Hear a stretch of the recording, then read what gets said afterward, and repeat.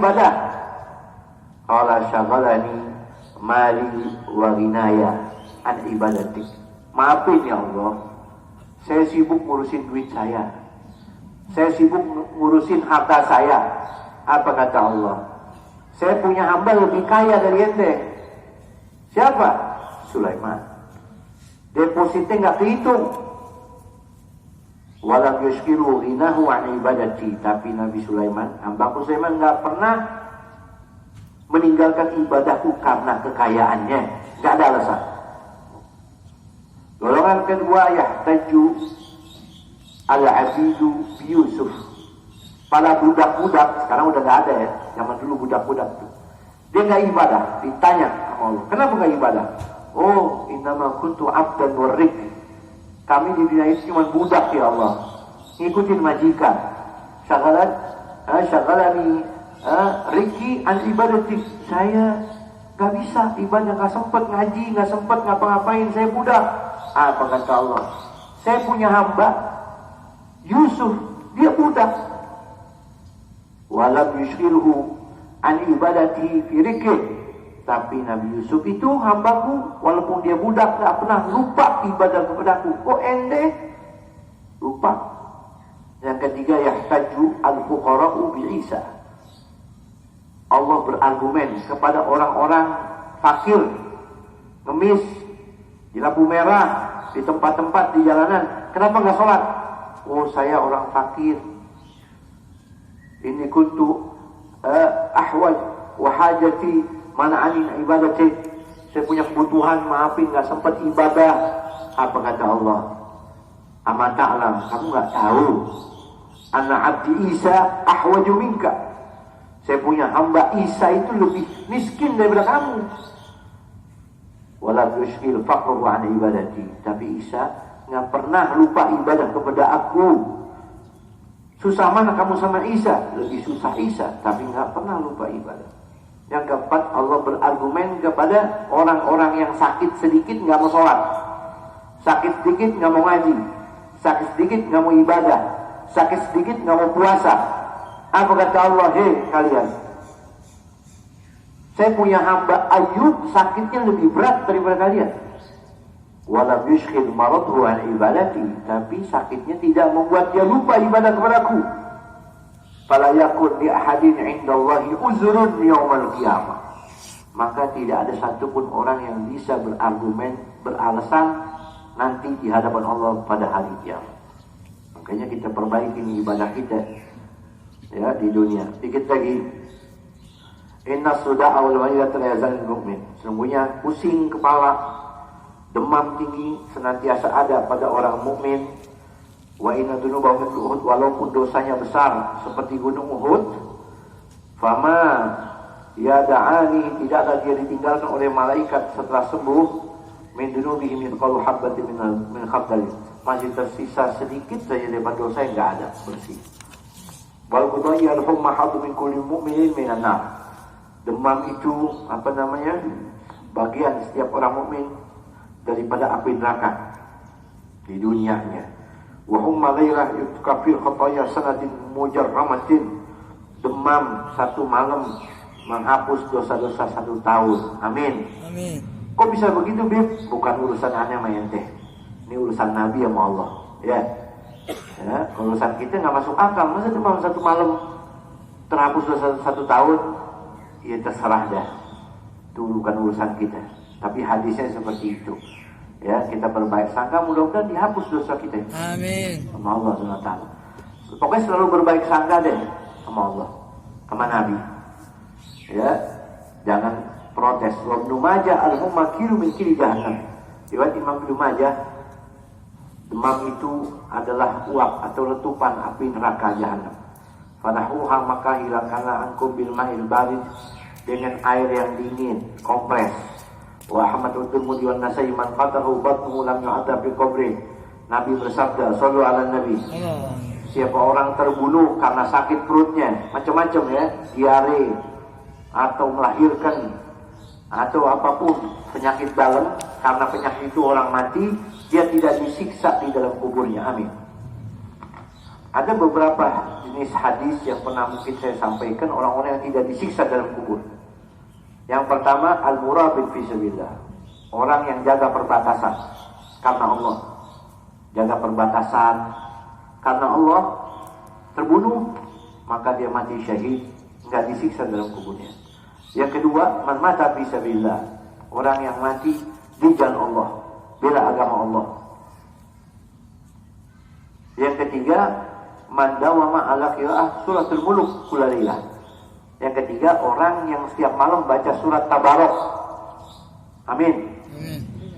Yang istiqomah baca Tabarok tiap malam, kalau meninggal enggak disiksa dalam kubur.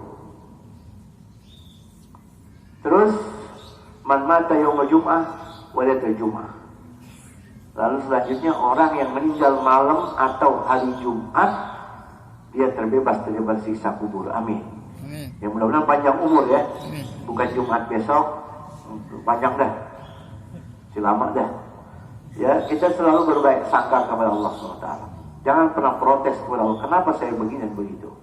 Ibu bapak, dalam satu riwayat, akhraja Abu Zaid, dzakara fil khabar, disebut dalam suatu riwayat, anna mu'minan wa kafiran fi zamanil awal. Dulu dalam riwayat, ada orang mukmin sama orang kafir. Intalaqa, mereka berdua pergi, yasidanis samak, pergi untuk mancing. Mau dengar nggak nih hadis? Ada dua orang muslim kafir pergi mancing. Fa'akhadhal kafiru yadhkur alihatahu.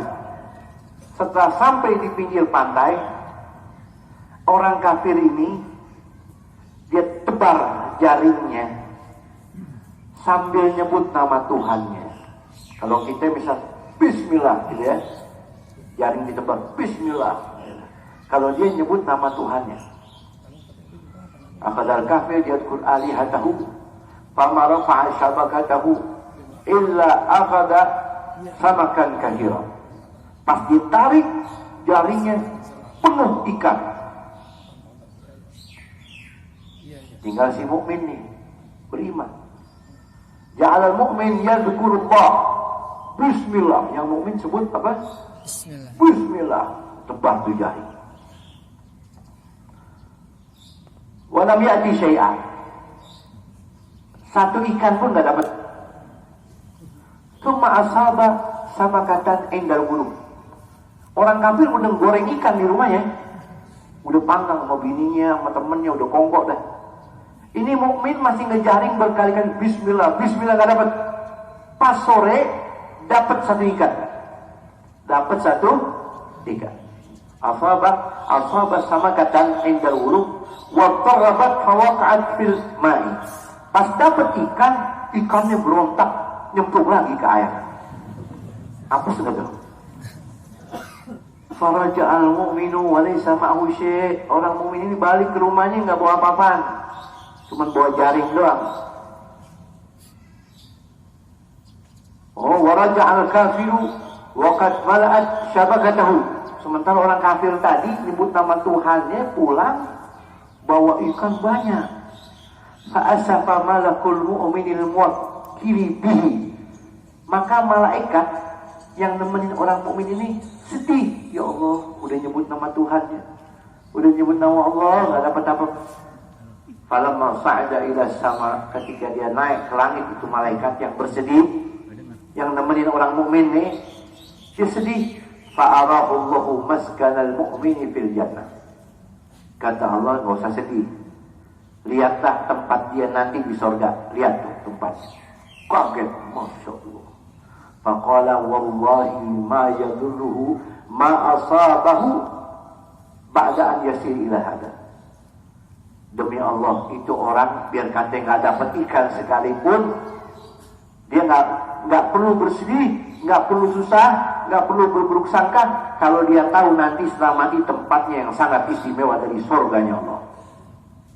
Wa arahu maskanal kafir. Lalu Allah lihatkan tempat orang kafir tadi yang dapat ikan banyak, finna, di neraka. Malaikat itu berkata, faqala wallahi, demi Allah, ma ya'fa anhu ma asabahu minad dunya ba'dan yasir ila hada. Sehebat apapun dia dapat ikan, sebanyak apapun hartanya, sesenang apapun dia di dunia, dia nggak bakal senang kalau dia tahu tempatnya yang begitu dahsyat dan menyeramkan di dalam nerakanya Allah SWT. Makanya kita disuruh berbaik sangka. Tolak ukurnya kalau ada orang di jalan kehausan, kepanasan, nggak ada makanan panjang, tapi nanti di sono nanti disiapin makanan, ada minuman, ada tempat istirahat, maka otomatis orang yang berjalan keletihan ini istiqomah terus, walaupun ente susah, nanti ente meninggal dunia tempat ente surganya Allah. Tapi orang tidak beriman ini di jalanannya dikasih makan, dikasih minum, tempat tidur, tempat ngaso, transit, tapi ujung-ujungnya jurang. Apa ada kenikmatan buat dia? Gak ada. Jadi kita disuruh berbaik sangka kepada Allah Subhanahu wa ta'ala. Sedikit lagi nih, selama musibah mali fi nafsi fakata malam syukurna kana halal Allah. Tanbihun, peringatan. Alam ketahuilah bahwa para ulama berbeda pendapat. Orang yang sakit, anna tawabal marid, hal huwa ala sabri, dia bisa peroleh itu gara-gara sabar atau karena sakitnya.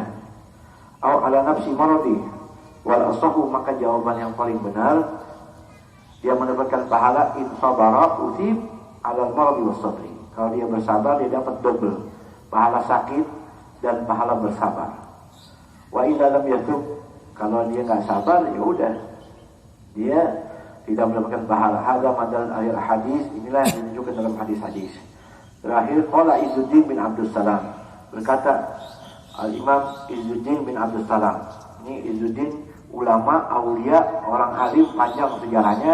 Ya, kalau disebut sekarang intinya beliau orang saleh, lahir di Dimashq, wafat di Mesir tahun 661 Hijriah. Julukannya Al-Izz bin Abdus Salam. Ini beliau berkata, innal masaiba la thawaba fiha, bahwasanya perkara musibah-musibah itu tidak ada pahalanya. Di analis min kasbil abdi, karena orang kena musibah itu bukan maunya dia. Bali thawabu bisabri 'alaiha, tapi orang bisa dapat pahala kalau sabar atas musibah itu, la ghair, tidak yang lainnya. Na'am fihat takfiru, betul memang ada penghapusan dosa bagi orang yang tertimpa musibah walaupun tidak sabar.